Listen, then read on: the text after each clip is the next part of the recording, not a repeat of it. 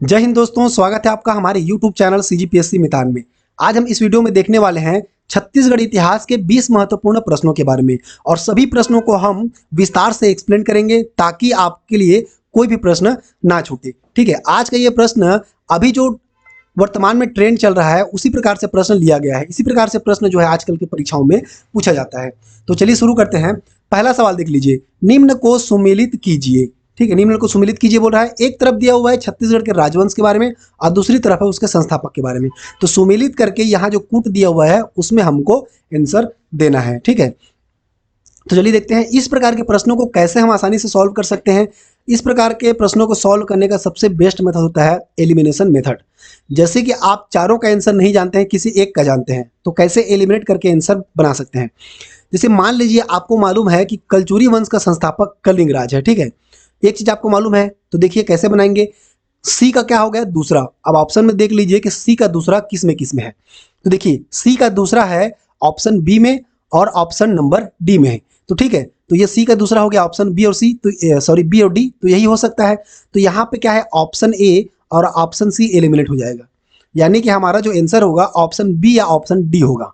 अगर आपको बाकी कोई चीज नहीं मालूम है तो इन्हीं दोनों में से आप टिक लगा सकते हैं। इससे क्या होगा, आपका क्वेश्चन सही होने की प्रायिकता जो है 50% बढ़ जाती है। अब मान लीजिए आपको इनमें से कोई एक और मालूम है। ठीक, जैसे क्या हो गया, नल वंश का संस्थापक कौन है? यह है सिसुक। तो ए का क्या हो गया? चौथा। ठीक, तो अब देख लीजिए बी और डी में ए का चौथा किस में है? मात्र डी में ही क्या है, ए का चौथा दिया हुआ है। तो यही हमारा आंसर हो जाएगा। ठीक है, यही क्या हो जाएगा, हमारा आंसर हो जाएगा। देख लीजिए कितनी आसानी से हम इसको सॉल्व कर लिए हैं। बाकी को भी देख लेते हैं, चलिए। ठीक है, नल वंश का संस्थापक क्या हो गया? ये हो गया सिसुक। कलचुरी वंश का संस्थापक कलिंगराज। और क्या हो गया, वकाटक वंश का संस्थापक, वकाटक वंश का संस्थापक हो जाएगा प्रवरसेन प्रथम। ठीक है, और क्या है, पांडु वंश, सिरपुर के पांडु वंश का संस्थापक कौन हो जाएगा? इंद्रबल। ठीक है, तो यही क्या हो गया, हमारा आंसर हो गया ऑप्शन नंबर डी। चलिए नेक्स्ट क्वेश्चन देखते हैं। ठीक है दोस्तों, वीडियो अच्छा लगेगा तो वीडियो को लाइक जरूर कर दीजिएगा और चैनल पर नए हैं तो चैनल को सब्सक्राइब करके बेल आइकन भी दबा दीजिएगा। उससे क्या होगा, उससे पहला तो हमें मोटिवेशन मिलता है और दूसरा क्या होगा कि आपको हमारे आगे आने वाली वीडियो जल्दी से जल्दी मिल जाएंगे। दूसरा सवाल देखते हैं, निम्न में से कौन सी गुफा और उसके खोजकर्ता सुमेलित नहीं है? इस प्रकार के प्रश्न दोस्तों बार बार एग्जाम में पूछे जाते हैं, तो वीडियो को लास्ट तक जरूर देखिएगा। ठीक है, साथ ही साथ हम कुछ एक्स्ट्रा पॉइंट भी बताते चल रहे हैं, उसको भी नोट करते जाइएगा। अब देख लीजिए कौन से सुमेलित है करके पूछ रहा है ना, तो सीता बेंगरा की गुफा प्रोफेसर कामले व रविनाथ मिश्र, ये तो क्या हो जाएगा, गलत हो जाएगा, सुमेलित नहीं है। क्योंकि सीता बेंगरा की जो गुफा है वो किसने खोज करता है, उसके खोजकर्ता कौन है? ये हो जाएंगे कर्नल आउसले। ठीक है, कर्नल आउसले। इन्होंने इसका खोज कब किया था? इसका खोज किया था 1848 में। क्या हो जाएगा, 1848। अब देखिए सिंघनपुर की गुफा क्या हो जाएगा, एंडरसन। तो ये तो सही है, सिंघनपुर की गुफा खोज किया था एंडरसन ने। एंडरसन कौन थे? अंग्रेज इतिहासकार थे। इन्होंने 1910 में क्या किया था, सिंघनपुर गुफा की खोज किया था। ऑप्शन नंबर बी इसका सही जवाब हो जाएगा। अब आगे ऑप्शन को भी देख लेते हैं। ठीक है, चितवा डोंगरी गुफा की खोज करता कर्नल आउसले, नहीं, ये भी क्या हो जाएगा, ये भी अपना गलत हो जाएगा। क्योंकि चितवा डोंगरी गुफा के खोजकर्ता कौन है? ये है रमेंद्रनाथ मिश्र एवं भगवान सिंह बघेल। तो ये क्या हो जाएगा, ये इसका सही जवाब हो जाएगा। चितवा डोंगरी गुफा के खोजकर्ता रमेंद्रनाथ मिश्र एवं भगवान सिंह बघेल। और क्या बच गया, गढ़ धनौरा। तो गढ़ धनौरा के खोजकर्ता कौन हो जाएंगे? गढ़ धनौरा के खोजकर्ता हो जाएंगे प्रोफेसर काम्बले व रमेंद्रनाथ मिश्र। तो ऑप्शन डी का क्या हो जाएगा, ये पहला वाला। तो प्रश्न के हिसाब से क्या सही हुआ, एक ही मात्र सुमेलित है, ऑप्शन नंबर बी, बाकी सुमेलित नहीं है। तीसरा सवाल देखते हैं, निम्न में से कौन कलचुरी वंश की रानी नहीं है? ठीक है, कलचुरी वंश की रानी कौन नहीं है करके पूछ रहा है। तो नोनल्ला देवी जो है वो रत्नदेव प्रथम की रानी है। ठीक है, नोनल्ला देवी रत्नदेव प्रथम, रत्नदेव प्रथम की रानी का नाम क्या था? नोनल्ला देवी। राजल्ला देवी किसकी रानी का नाम था? तो ये था पृथ्वीदेव प्रथम। पृथ्वीदेव प्रथम की रानी का नाम था, क्या था? राजल्ला देवी। और लाछल्ला देवी किसकी रानी का नाम था? तो ये जाजल्य देव, जाजल्य देव की रानी का नाम था क्या था? राजलदेव प्रथम की रानी का नाम लाछल्ला देवी। अब क्या हो गया? विमला देवी। तो विमला देवी किसी भी कलचुरी शासक की रानी का नाम नहीं था। तो यहाँ पे नहीं करके पूछा है, तो ऑप्शन नंबर डी इसका सही जवाब हो जाएगा। बाकी को आप याद रखिएगा किसकी पत्नी का नाम क्या था, ठीक है। ये क्या है, इनका जो उच्चारण है वो सेम सेम होता है, इसीलिए यहाँ पे कंफ्यूजन पैदा करता है, और ये क्वेश्चन को व्यापम या सीजीपीएससी द्वारा लिया जाता है। चौथा सवाल देखिए, कुरुशपाल अभिलेख से किस शासक की जानकारी मिलती है? तो अनेक अलग अलग अभिलेखों से अलग अलग शासकों के बारे में हमें इतिहास की जानकारी मिलती है। तो यहाँ पे पूछा है कुरुशपाल अभिलेख के बारे में। तो चलिए सबको बारी बारी से देखते हैं। कन्हर देव प्रथम की जानकारी किस अभिलेख से मिलती है? तो ये मिलता है, ठीक है, कन्हर देव प्रथम, ठीक है, इसकी जानकारी मिलती है बारसूर अभिलेख से। बारसूर अभिलेख से कन्हर देव प्रथम की जानकारी मिलती है। सोमेश्वर देव प्रथम की जानकारी मिलती है कुरुशपाल अभिलेख से। कुरुशपाल अभिलेख से जानकारी मिलती है सोमेश्वर देव प्रथम की। नृपति भूषण की जानकारी किससे मिलती है?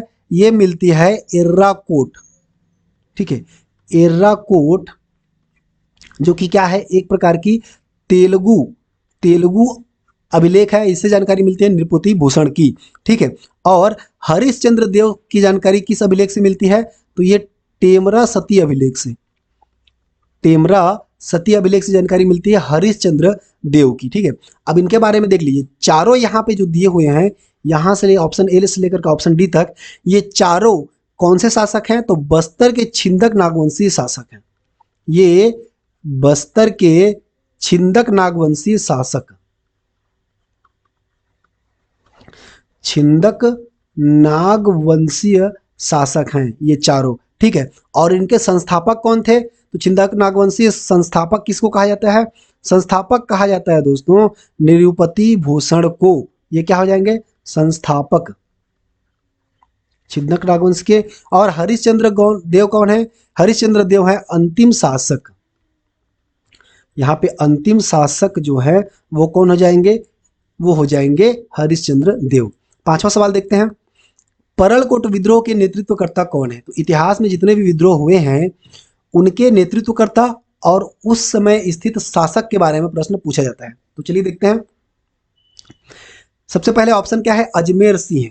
तो अजमेर सिंह जो है वो कौन से विद्रोह के, अजमेर सिंह जो है वो कौन से विद्रोह के शासक थे, सॉरी या नेतृत्वकर्ता थे? तो अजमेर सिंह जो है दोस्तों वो हलबा विद्रोह के, हलबा विद्रोह के नेतृत्वकर्ता भी थे, ठीक है। तो यहां पे लिख देते हैं नेतृत्वकर्ता,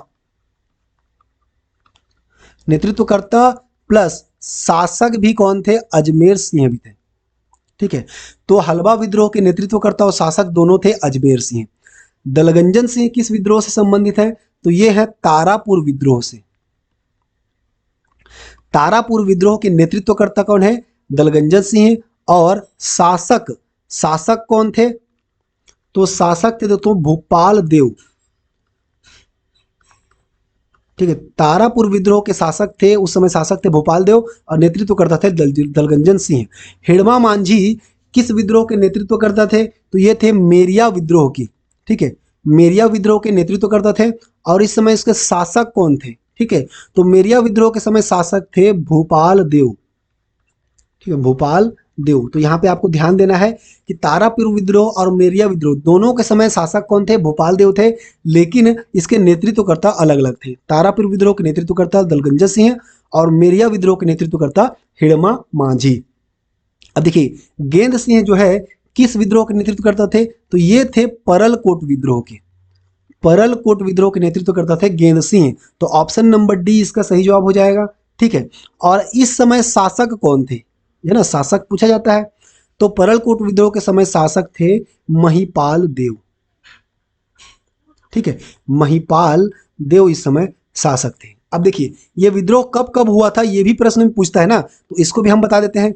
हलबा विद्रोह कब हुआ था? हलबा विद्रोह हुआ था दोस्तों 1774, ठीक है।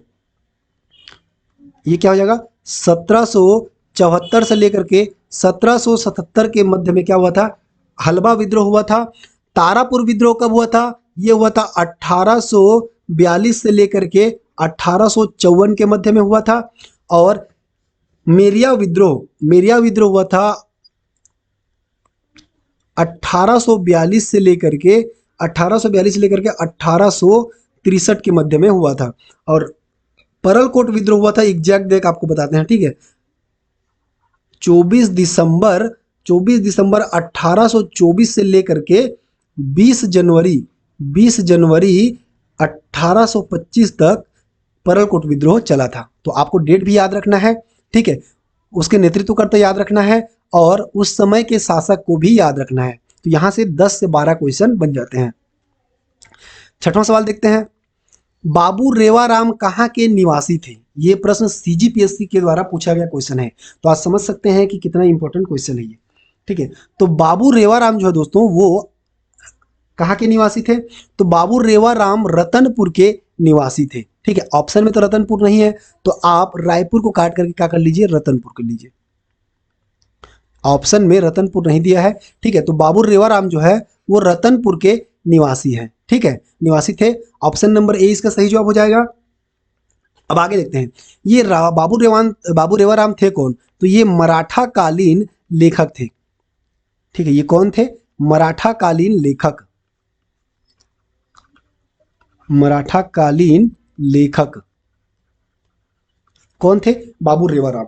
अब इनके बारे में क्या है कि इनकी जो कृति है या इन्होंने जो जो लेख लिखा है उनके बारे में भी पूछ देता है। तो पहला चीज हम देख लेते हैं, विक्रम विलास। प्रश्न पूछता है कि विक्रम विलास की रचना किसने किया था? तो विक्रम विलास की रचना किया था बाबू रेवाराम ने। दूसरा क्या इंपॉर्टेंट है? तारीखे है वंशी, ठीक है, तारीख ए है वंशी, ये किनकी रचना है? ये भी बाबू रेवाराम की रचना है। और तीसरा पॉइंट इंपॉर्टेंट है, रतनपुर का इतिहास, रतनपुर का इतिहास,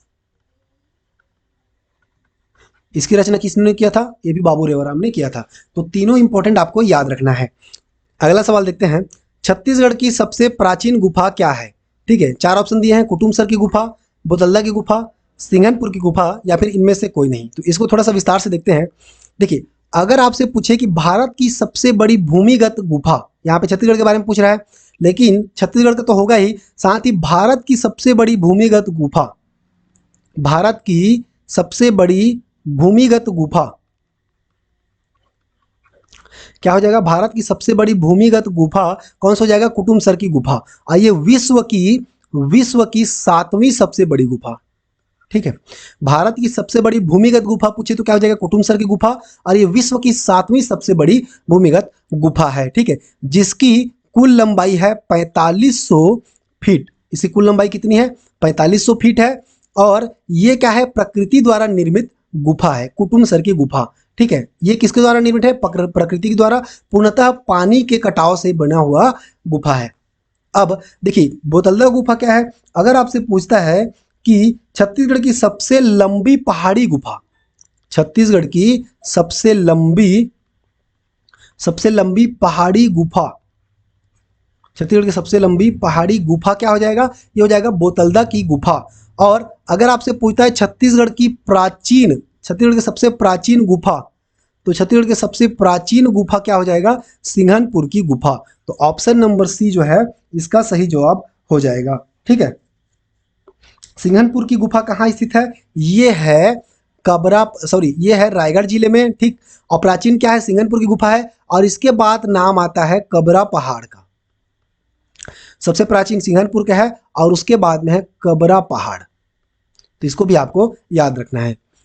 8वां सवाल देखते हैं, खैरागढ़ रियासत के संस्थापक कौन थे? तो खैरागढ़ रियासत के संस्थापक कौन थे? चलिए देखते हैं। तो इसका सही जवाब क्या हो जाएगा? खैरागढ़ रियासत के संस्थापक थे लक्ष्मी निधि राय। तो ऑप्शन नंबर ए इसका सही जवाब हो जाएगा, ठीक है। ये कौन से वंश के थे? तो ये थे नागवंश के राजा थे, खैरागढ़ रियासत के राजा लक्ष्मी निधि राय, ठीक है। और इन्होंने क्या किया था? विलय पत्र पर हस्ताक्षर करने वाला पहला रियासत था, ठीक है।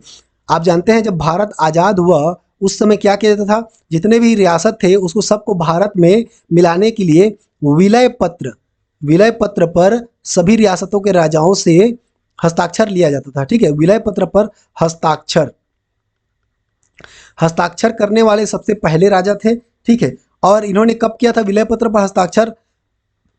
5 अगस्त 1947 को, ठीक है, यानी कि स्वतंत्र होने के ठीक 10 दिन पहले इन्होंने विलय पत्र पर हस्ताक्षर कर दिया था। ठीक है, अब देखते हैं अन्नमदेव कौन थे। तो ये अन्नमदेव जो है वो बस्तर रियासत के राजा थे। बस्तर रियासत के राजा ये कौन से वंश के थे? तो ये थे काकतीय वंश के राजा।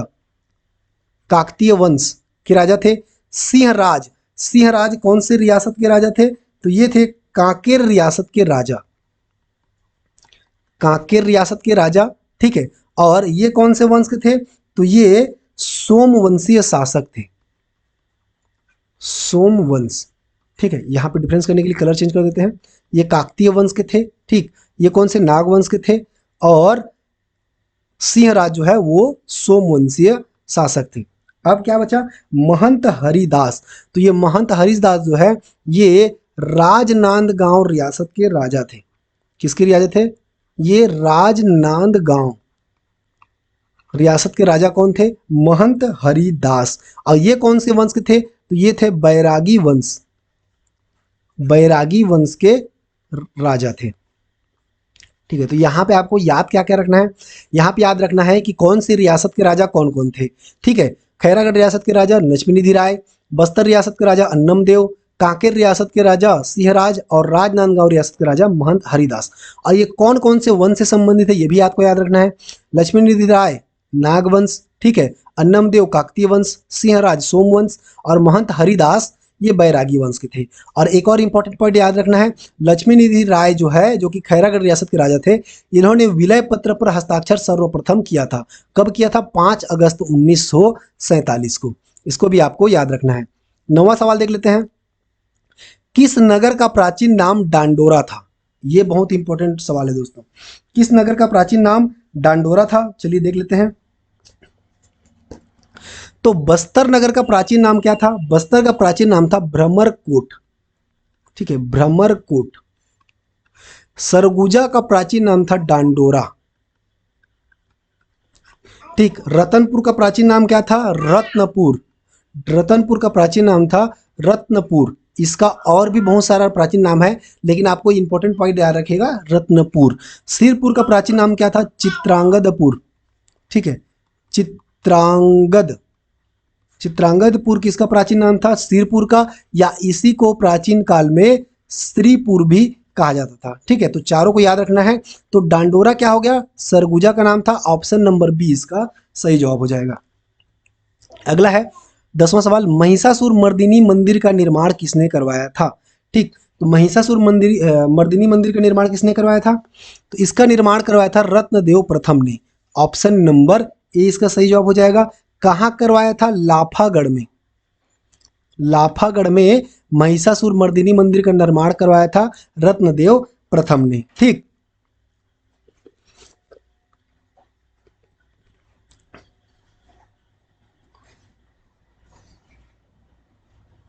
और देख लेते हैं क्या क्या इंपॉर्टेंट है। ठीक है, महामाया मंदिर का निर्माण कहाँ करवाया था? महामाया मंदिर। महामाया मंदिर का निर्माण कहाँ करवाया था? रतनपुर में। ठीक, बंकेश्वर महादेव मंदिर।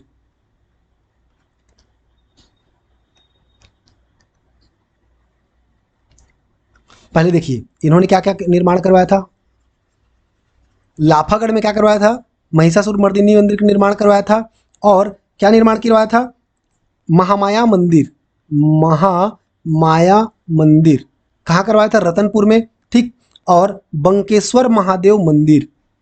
बंकेश्वर महादेव मंदिर का निर्माण करवाया था कहाँ? तुम्माड़ में। ठीक है, और रत्नेश्वर महादेव मंदिर का निर्माण करवाया था तुम्माड़ में। तो इसको आपको याद रखना है। अब देखिए रत्नदेव द्वितीय ने किसका निर्माण करवाया था? सूर्यपुत्र रेवंत का मंदिर निर्माण।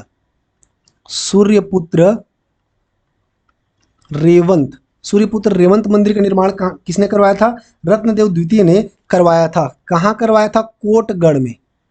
कोटगढ़। ठीक है, अब रत्नदेव तृतीय ने किसका निर्माण करवाया था? इसने लखनी देवी मंदिर। लखनी देवी मंदिर, या उसी को एक वीरा मंदिर भी कहा जाता है। लखनी देवी मंदिर या एक वीरा देवी का मंदिर निर्माण करवाया था रत्नदेव तृतीय ने। कहाँ करवाया था? इसने करवाया था दोस्तों रतनपुर में। कहाँ करवाया था? रतनपुर में। अब देखिए कल्याण साय ने किसका निर्माण करवाया था? तो जगन्नाथ मंदिर, रतनपुर में जगन्नाथ मंदिर, जगन्नाथ मंदिर का निर्माण कहाँ करवाया था? रतनपुर में। किसने करवाया था? कल्याण साय ने। तो यहाँ पे देखिए चार शासक दिए हुए हैं, उनमें क्या क्या मुख्य निर्माण करवाया था वो भी हम देख लिए। रत्नदेव ने लाफागढ़ में महिषासुर मर्दिनी का निर्माण करवाया था। महामाया मंदिर का निर्माण कहाँ करवाया था? रतनपुर में। और बंकेश्वर महादेव मंदिर का निर्माण कहाँ करवाया था? कुम्हाड़ में। और रत्नेश्वर महादेव मंदिर का भी निर्माण करवाया था, यहाँ पे लिख देते हैं ना रत्नेश्वर। दोनों का निर्माण कहाँ करवाया था? तुमाड़ में करवाया था। अब देखिए नेक्स्ट क्वेश्चन देखते हैं दोस्तों, ये 10 क्वेश्चन हो चुके हैं, ठीक है। आगे हम 10 क्वेश्चन और देखेंगे। वीडियो अच्छा लग रहा होगा तो वीडियो को लाइक कर दीजिएगा और चैनल को सब्सक्राइब तो जरूर करिएगा, ठीक है। 11वां सवाल क्या है? कलचुरी शासक पृथ्वीदेव प्रथम के संबंध में क्या सही नहीं है? क्वेश्चन देखिएगा, नहीं है करके पूछ रहा है ना, तो कलचुरी शासक पृथ्वीदेव प्रथम के संबंध में क्या सही नहीं है? ऑप्शन ए देख लेते हैं, सकल कोसलाधिपति की उपाधि धारण किया था, ठीक है। सकल कोसलाधिपति की उपाधि धारण किया था, ये तो सही है। प्रचंड कोसलाधिपति की उपाधि धारण किया था, ठीक है, ये देख लेते हैं, ये भी सही हो जाएगा, ठीक। तो इसने क्या है? सकल कोसलाधिपति और प्रचंड कोसलाधिपति की उपाधि धारण किया था। किसने? कलचुरी शासक पृथ्वीदेव प्रथम ने। उसकी पत्नी का नाम राजल्ला देवी था, तो ये भी सही है। उसकी पत्नी का नाम क्या था? राजल्ला देवी था, ठीक है। अब क्या है? उसका शासनकाल 1990 से लेकर के 1120 ईस्वी तक था, ये सुमेलित नहीं है, ठीक है। पृथ्वीदेव प्रथम का शासनकाल ये नहीं था, तो ऑप्शन नंबर डी क्या है? इसका सही जवाब हो जाएगा, ठीक है।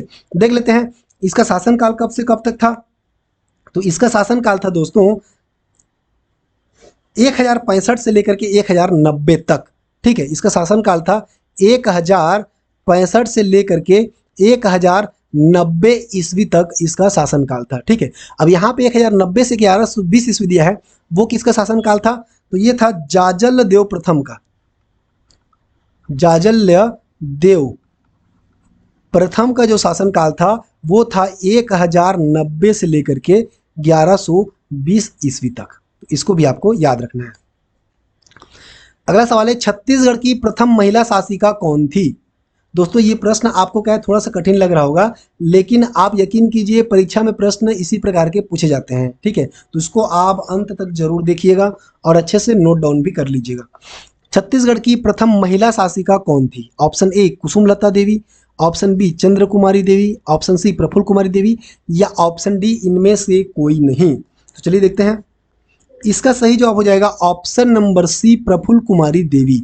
ये कौन थी? छत्तीसगढ़ की प्रथम महिला शासिका थी प्रफुल्ल कुमारी देवी।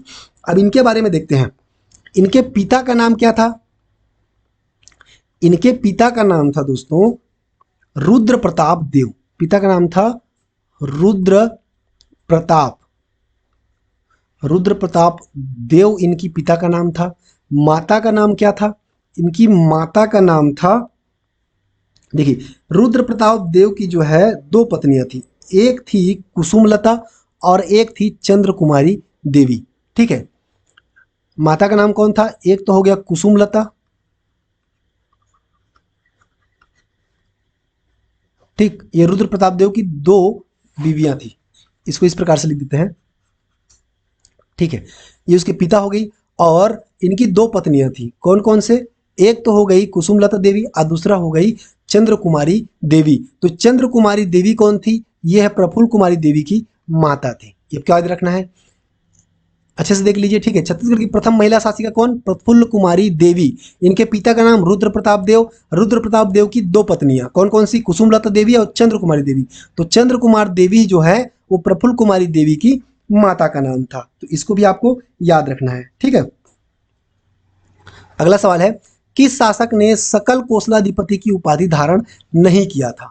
यहां पे पूछ रहा है नहीं किया था करके, ठीक है। प्रश्न को ध्यान से देखिएगा, तो सकल कोसलाधिपति की उपाधि धारण किसने नहीं किया था? पृथ्वीदेव प्रथम ने तो किया था। ये कौन से शासक थे? ये थे कलचुरी शासक, कलचुरी शासक थे।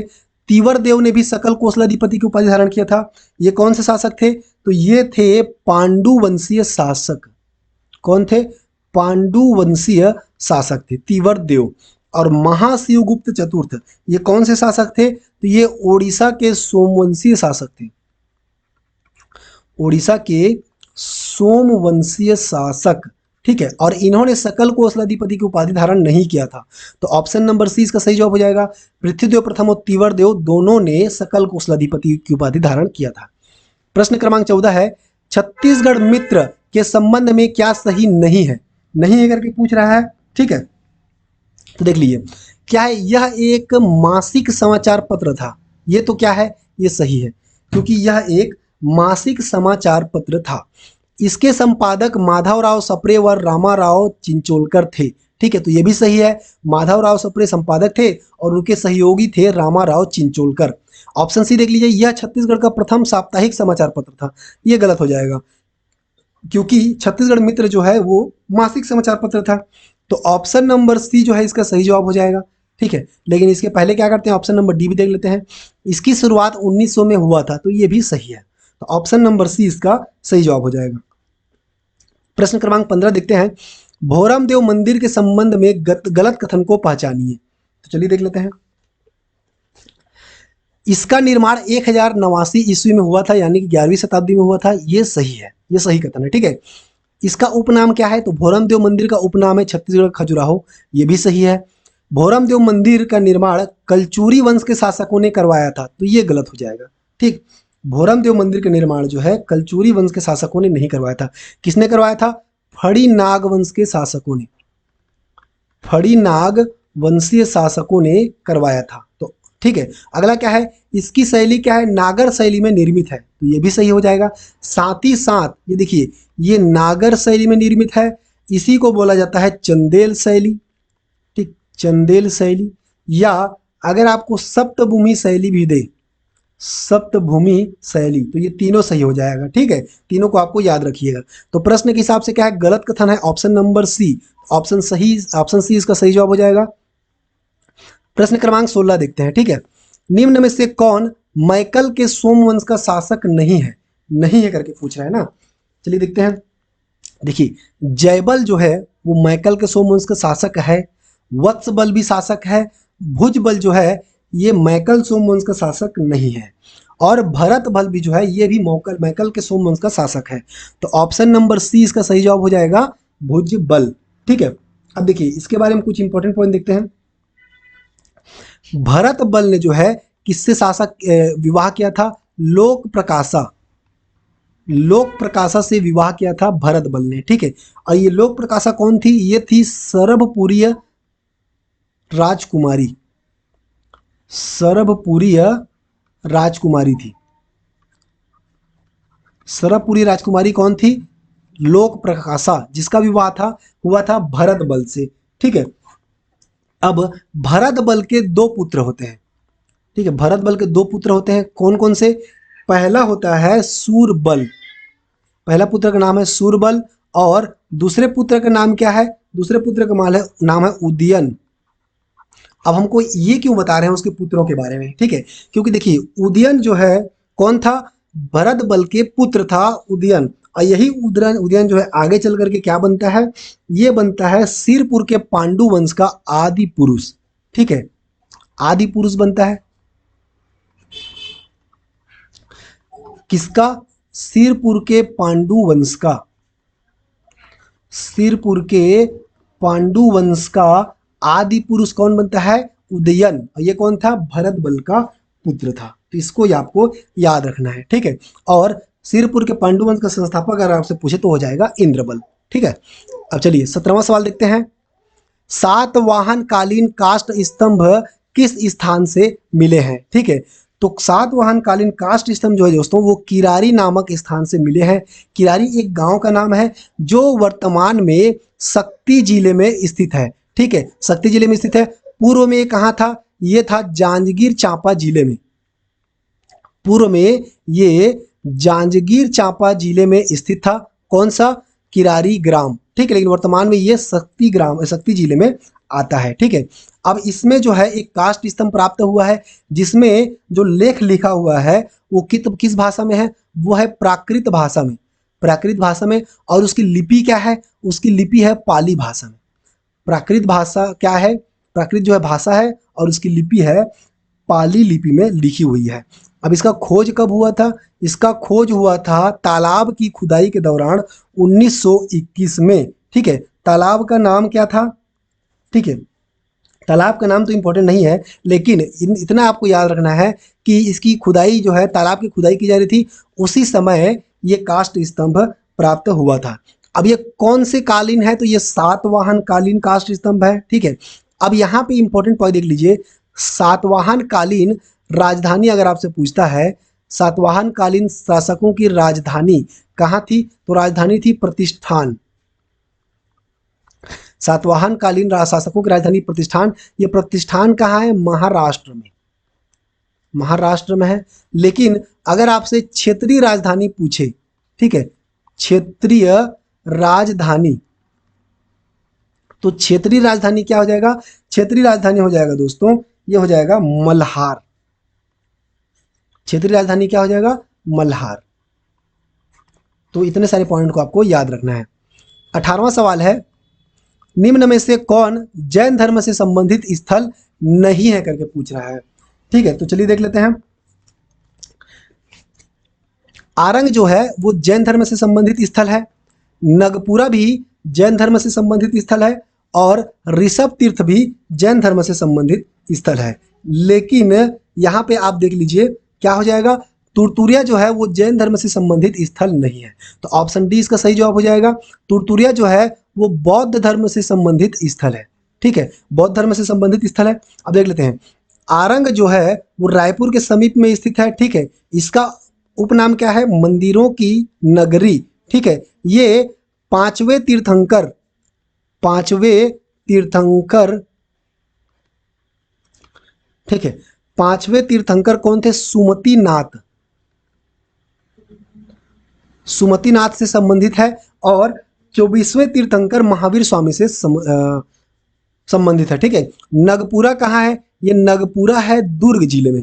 ठीक है, नगपुरा है दुर्ग जिले में। ये 23वें तीर्थंकर, 23वें तीर्थंकर कौन थे?